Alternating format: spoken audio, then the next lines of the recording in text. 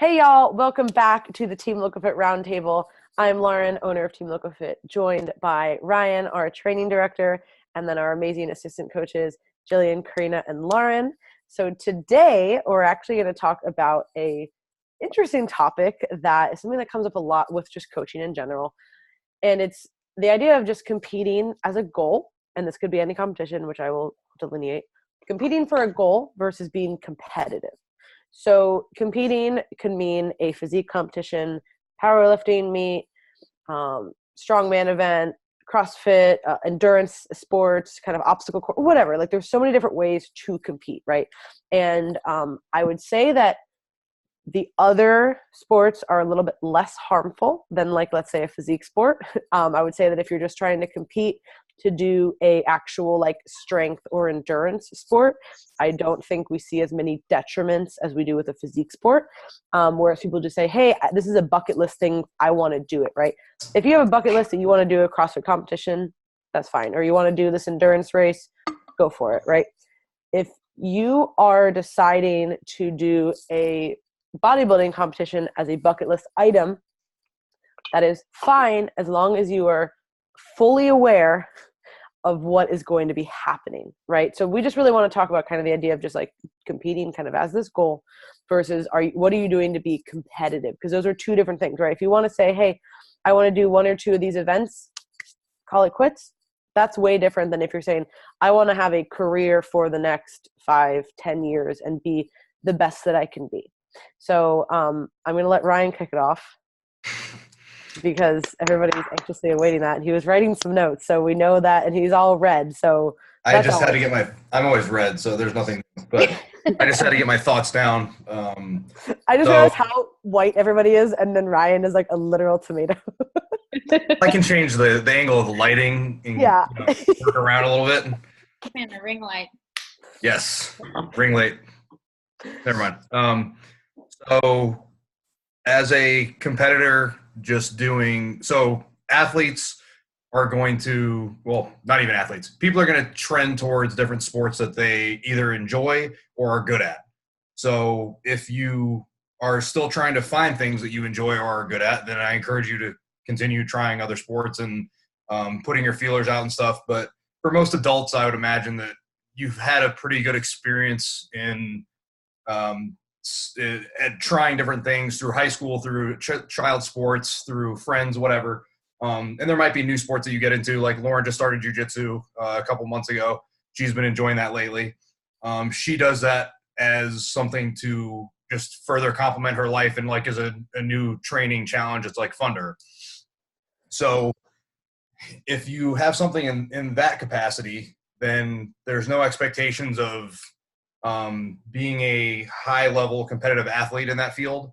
But in my opinion, there's still expectations in what you should be looking for, what you should be like trying to develop throughout your career or recreational sport career here. So you should be a good training partner. You should be consistent with going there. You should be trying to be a part of the community and to be like further developing the sport or the business or the gym or whatever the recreational thing is. You should enjoy your time being there. If you don't enjoy it, then there's no point in doing it. But you should not be detracting from other people that are trying to do it in a competitive field and or letting it allow and detract from your life. I see the community thing as like a really big reason that people want to do other activities and sports. So I totally understand that. I agree with that. And I think that you should try to just be able to develop yourself and get what you want out of that, without being with learning as much as you can about the sport and about their culture and about everything that has to do with it. I've never been able to just hop around and do things, so I don't really fully grasp all of it, because I do something in a competitive nature because I want to be the best at it that I can be. Now, you may never be the best that there ever was, or you may never reach your full potential, but I don't think that's a good reason to never try. So that's one of the things that I don't understand with like hopping around with different sports or different activities.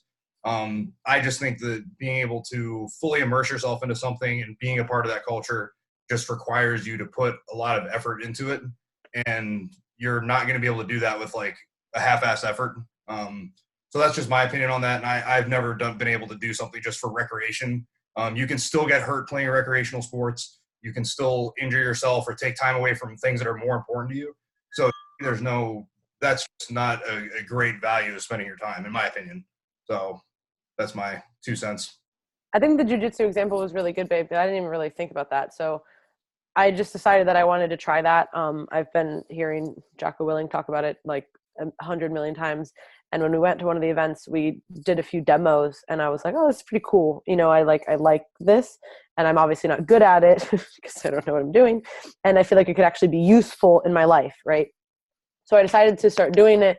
And if I'm lucky, I get to go once a week. I try to go twice a week sometimes, like it's depending on my schedule and kind of work and whatever.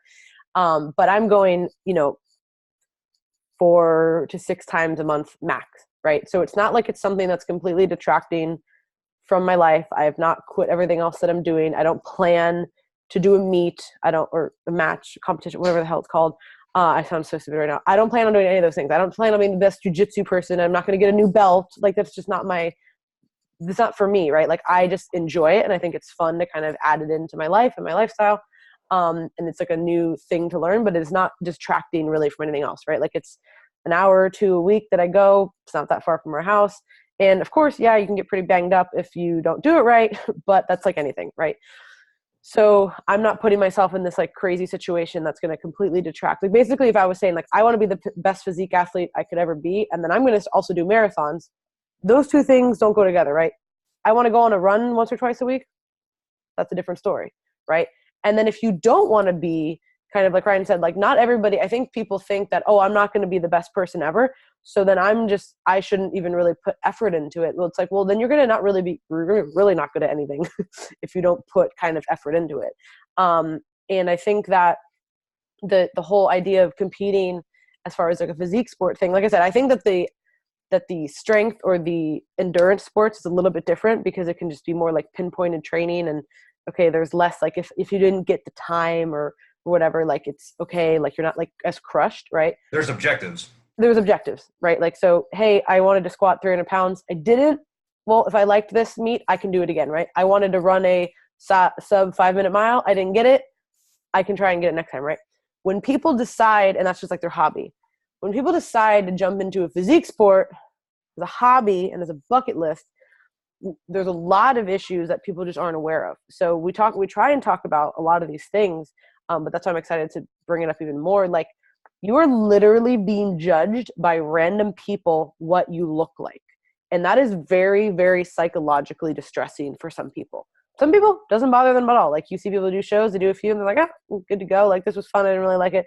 And then you see other people who are literally like, their psyches are just destroyed. Like, somebody just took their heart out, stomped it on the ground, and like they're just not the same person afterwards.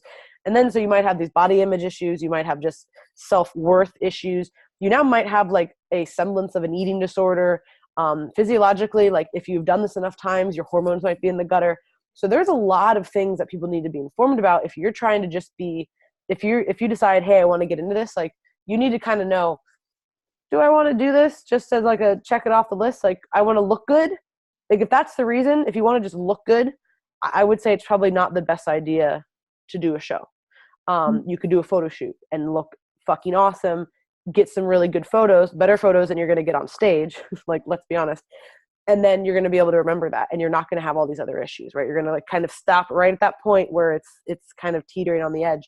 But once you kind of cross that line of body fat and then actually getting the act of getting on stage, it's a slippery slope.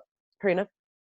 Yeah, so I just kind of wanted to further explain that this podcast or this specific subject is essentially us trying our best to give some sort of informed consent for people who are considering competing, and making sure you're essentially doing it for the right reasons, just because there are risks with every sport. Like Ryan said, you could get injured doing most sports, sprain your ankle, break a leg, whatever.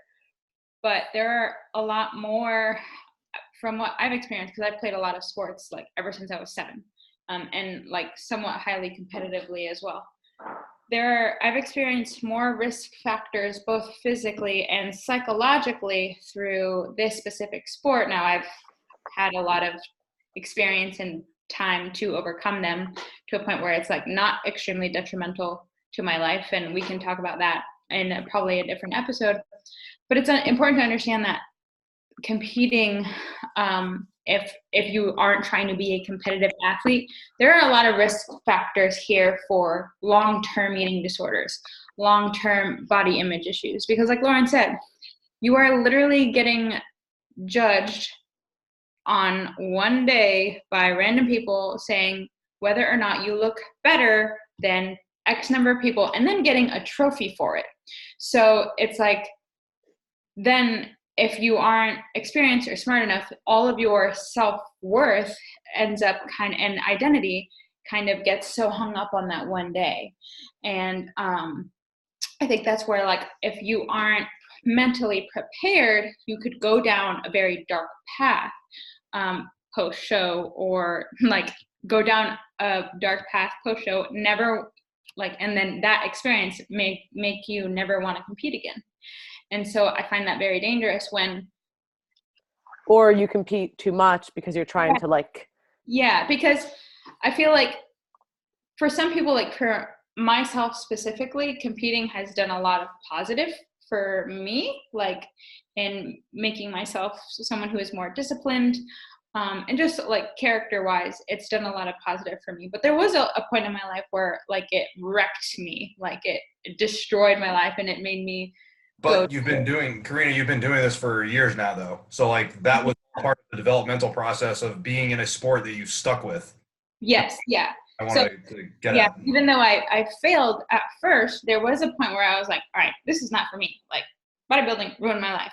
But that, like, I had to go through that and learn and understand now, like, oh, this is what I can expect. All right, now I know what to expect. This is the thinking pattern and behaviors I need to have so that I don't go down this dark path again, and that I let these challenges make me a better person.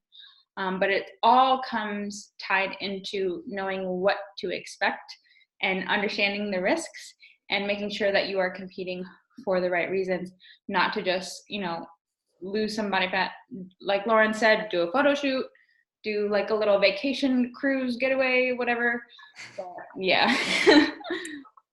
That was excellent. And I think like if I had to pick two words to describe bodybuilding, it would be risky and subjective. So if Hey now. I just pictured Tom Cruise sliding across the screen in his little shirt. Insert Tom Cruise. Okay, so yeah, Jill, make that happen. My editing skills that I don't have.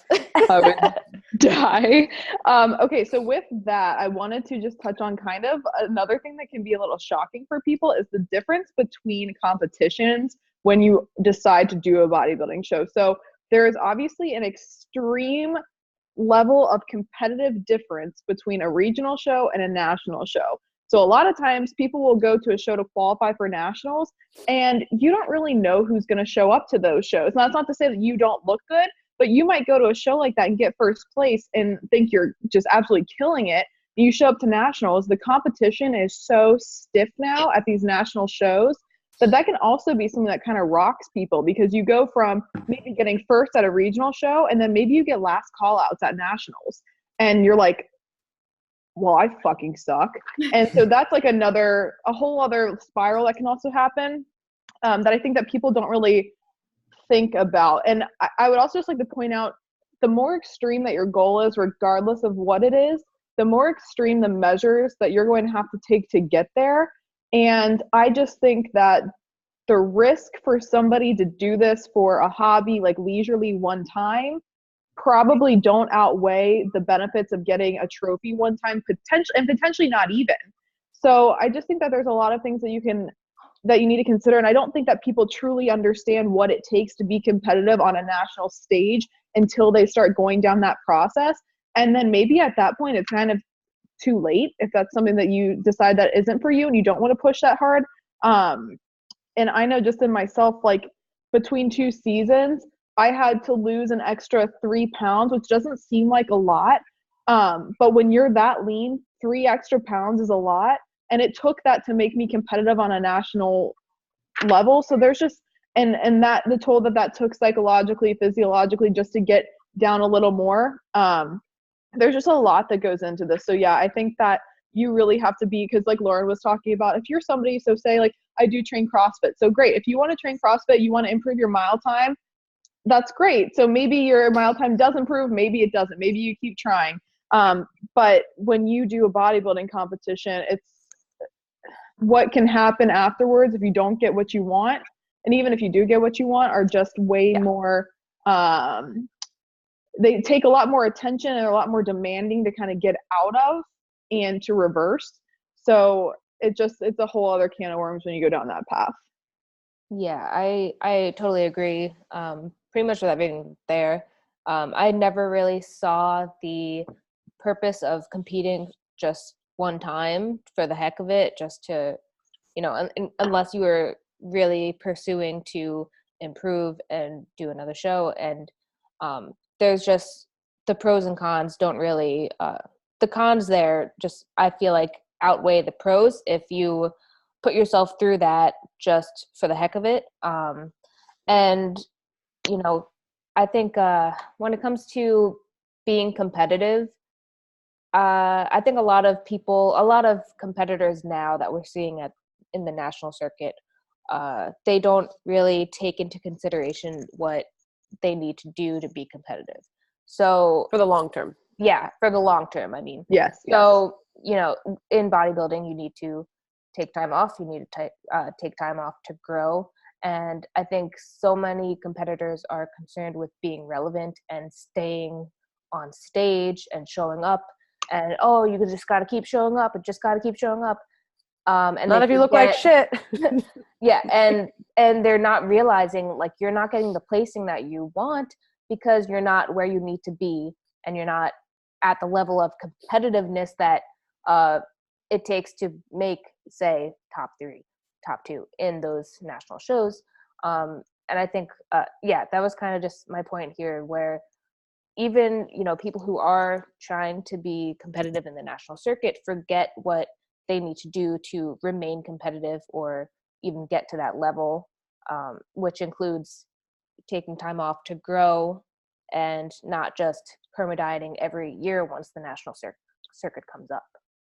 I think the thing that is really important, no matter what sport or person that we're talking to, is just expectations. I mean, everything that we deal with is expectation based. So if somebody goes into it and is just saying, like, you know what, like, I want to, again, do this endurance race, like, train for this 10K, it's going to be fun, like, I'm going to have a great time, I'm going to do it with, like, my boyfriend or my family or whatever, I want to beat my old time or something like that. Like, it's going to be a little bit different, right? When you have kind of just like, hey, I have this goal. It's very tangible. It's very concrete. I hit it. I can work on it the next time. I think that's why, like, powerlifting has become very, very popular, in my opinion, is just because, one, it is obviously a community type thing. And then also, like, it is very tangible, like there's hard numbers. You either squatted or you didn't, you know what I mean? Well, obviously there is judging, so that can be a little debatable, but for the most part, judging is pretty solid, and you get 3 whites or 2 whites or you don't, right? So I think that's part of, the popularity there. But I do think that now, because we do have to just manage people's expectations, I think that as a coach, it's important to inform people. And this is something that I literally never used to think about. And I'm just being very honest here, you guys. I never used to think about this with clients. Like, just didn't even cross my mind. People came to me and they said, I want to do a show. Okay, let's do a show. Like, it just seemed like a natural thing. If somebody tells you that they want to do a show, they must really want to do it, and they must want to commit to this. So I think that now it's more of a process of, like, talking to people beforehand and knowing kind of the questions to ask and being able to kind of read through it to see, okay, where is this person really at? Like, will they be satisfied with, like, a semi-lean photo shoot, or do they want to get on stage? Like, what is their real reasoning? And really, this goes for anything, not just physique stuff. But again, I think that it is a lot more damaging because it is subjective, which kind of plays into that expectation. If people think that they should have done better, or because basically people a lot of times feel like they should be rewarded for their hard work, and everybody works pretty hard. I mean, some people work a little less hard than others, and some people really got to bust their ass. Like, we all know that. But you're not rewarded for how hard you dieted, on a physique stage. Like, you're just not. Like, everybody dieted. So congrats. Like, we're all hungry, and this is how it works. So I think that it's something too to kind of manage those expectations as well.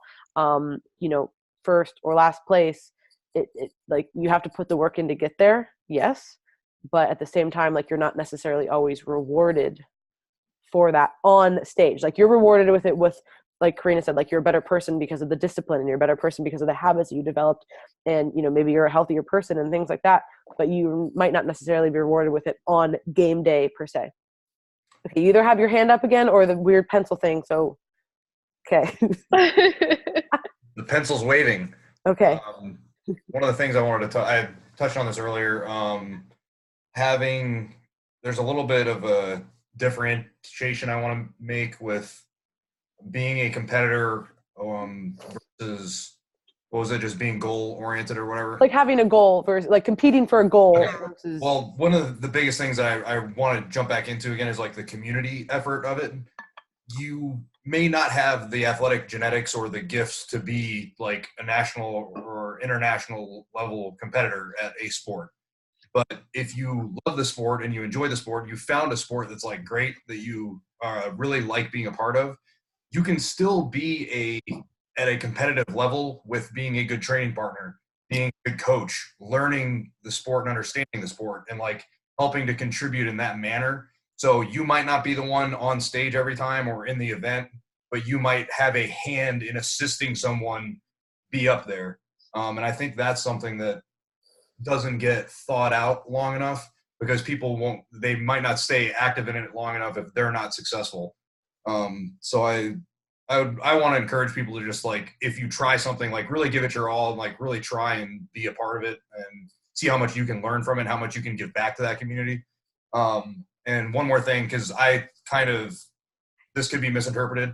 As a child or as a kid, you want to expose them to the widest variety of sports as possible. So I'm not saying this for like children's sake. This is more like once you're a late teenager, early adult, I would think that under your own free willpower, you would like to pick something to develop at. For kids, throw them into anything and everything that they have any slight interest in, and expose them to a wide variety of motor patterns, psychological states, all that good stuff. Yeah. Lauren? I don't know if there's any way that what I was going to say was going to come out smoothly, so I'm just going to not even go there. I was like, how do I eat? Nah. So forget it. Okay. I guess I was kind of just going to go off of what Ryan just said about like doing things other than maybe the forefront. So you might not have like the jazziest things to post on your media, but if the reason that you're doing a bodybuilding show is to get attention on social media, first of all, you're not going to make it. And second, that's just the way wrong reason. Because at that point, you're using it to like justify a disorder, essentially. You know what I mean? So it needs to be done for the right reason, like we talked about. And we kind of can get a sense of if it's being done for the right reason. If you are willing to go through a reverse diet, if you're willing to do the steps that it takes that are not maybe the sexiest and not the most fun, if you're willing to do that and you see the why behind that, and I think that's what's great about our team is that, first of all, every single one of us has taken over a year off from the stage. So we are literally practicing what we preach. We try, for the most part, unless somebody is, Ryan's taken his whole life off from the stage. It's incredible. He's ready to go at any point. He would be an outlier. I would start him immediately. But for the most part, we don't take on a prep client unless we have worked with them in some sort of off season, regardless of how long or short that might look different for everybody. Now, if you're a general population just for general health and you're in a pretty good place, that's a little different. But it is very important for us as coaches to see where you're at, not just your metabolic health, but your mental health before we start something like this. So I just wanted to throw that out there, that I think it's really great that all of us have taken the time off that we're preaching to people. And I think that just demonstrates that there is a clear distinction between those that are doing it with the intent to actually be more competitive the next time they step on stage, and those that are just trying to do it like running in a hamster wheel, essentially, because they got to get back on stage. They got to get back on stage. And It's like an identity crisis if they're not. And you should be able to have an identity regardless of if you are actively competing or not. And really, if you're in an off season, you're doing things for your competitive season. So you're still being an athlete and you're trying to develop yourself to be a better athlete. And if you're not willing to take those steps in the off season, no matter how long it takes, then it's probably not for you, the sport for you. Yeah. And like one characteristic that you'll find with a lot of like the greatest athletes out there, like the greatest athletes do whatever it takes to win, even if that means 1, 3, 5 years not competing, just preparing to compete. If you are like a true competitive athlete and you want to win, you would essentially do whatever it takes. And I want to just clear up one thing too. When we say competitive athlete and doing whatever it takes and being the best, that means your best. Because again, we are fully aware that not everybody is going to have the pristine genetics to be the absolute best at whatever their sport is. Nobody sitting here is the absolute best at their sport. We're not. Like, that's not like a news flash here. That's actually why we probably got into coaching, right? Because a lot of the best people honestly aren't even really good coaches because they're just good. Like, they still work hard. I'm not saying that, obviously, but it's pretty notorious that the best of the best are not always the best coaches, right? So when we say being competitive at something, it doesn't necessarily mean that you have to be top 5 or you have a world record. That doesn't mean that you're not competitive. What it means is that each year, hopefully, you're progressing. Of course, there's going to be peaks and valleys within that. But if you found something that you remotely like and you want to be competitive with it, I'm doing air quotes for people who can't see, that just means you have to dedicate, your time and, your money and your efforts into it. Doesn't mean that it's your life. Obviously, again, there's gradients here. Don't just like completely drop your life because you want to do like a show or a powerlifting meet. That is clearly not. Or do it and try it. See how it goes. Okay. I wouldn't suggest that. Don't listen to Ryan. No, I encourage it. Right, like you never know, you might hit be reckless. Yeah, don't do that. But you guys know what I'm saying. Like you have to fully invest in it, and you have to do the shit that you don't like, and you have to do that kind of stuff repeatedly for a long period of time to be your best competitive self. So when you hear that, don't think that we're only speaking to people who are going to win things and have records and make multi-million dollars in sporting events, because that's I don't even know what percentage of people in the world that is, but it's probably like barely a 0.0 something. No one that's doing that is listening to this. Again, okay? What? No one that's doing that is listening to this, so it doesn't matter. I mean, exactly. Ryan, I am literally putting my hand up trying to be so civil and organized here. He's just screaming whenever he feels like he wants to say something. I had a pen. Do powerlifting. I'm like, hi, yes, it's me in the corner. And Ryan's like, fuck you. So I think what Lauren just said is extremely important, especially for the physique athlete, about talking about being your best, because this sport is incredibly subjective. So we are looking for your physique, your muscular development to be a step up from what it was the last time it was on stage. But that doesn't mean that one judge isn't going to like the shape of your glutes. So like you have to know that going in, know that maybe you have progressed significantly from your last season. Your shape, your conditioning is way sharper than it was last season, but that doesn't necessarily mean that it's going to show in the results of that event. So I think that's why it's so important to differentiate, especially for the physique athlete, that it is about being your best and getting better for you every single year, because it is subjective and you never know who else is going to show up. You never know exactly what the judges are looking for, no matter how many shows you go to. It can totally just depend. So it's very important mentally to keep that in mind. It's about showing up better than you showed up last time you walked on stage. Yeah, and that's being competitive. Exactly. Mic drop. All right. Wow. Anything else to add, guys? Probably, but you'll think of it later and then just randomly blurt it out. That'll be it'll wake me up at 3 a.m. Yeah. Jill's like, God damn it, how do I press record on my own?